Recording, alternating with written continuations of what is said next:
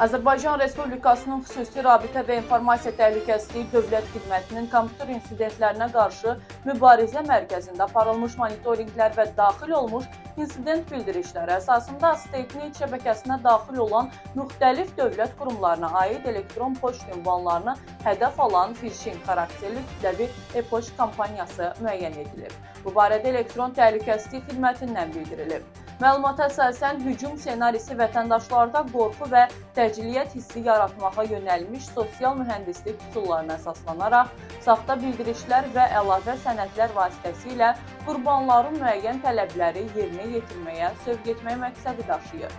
Araşdırma zamanı müəyyən edilib ki, hücum ssenarisinin ilkin mərhələsində legitim təsir bağışlayan e-poçt ünvanından cinayət istintaqının zəruriliyi barədə bildiriş başlıqlı məktub göndərilir. Sonraki mərhələdə isə qurbanla yazışma davam etdirilərək güya hüquqi məsuliyyət və maliyyə öhdəliyi yaradan tələblər irəli sürülür. Təhlillər nəticəsində qeyd olunan kampaniyanın zərərli keçid və ya fayllardan daha çox psixoloji təsir, manipulyasiya və etibardan sui-istifadə elementləri üzərində qurulduğu müəyyən olunub. Sözü gedən insident üzrə detallı araşdırma mərkəzin zərərvericilərin tədqiqatı laboratoriyası tərəfindən aparılıb. Stat: Bir daha vətəndaşlara tövsiyə olunur ki, bu tip mahallarda qarşılaşdıqda təşvişə düşməsinlər, göndərilən elektron məktubların mənbəyini diqqətlə yoxlasınlar və şübhəli məzmunlu bildirişlərə dərhal cavab verməsinlər.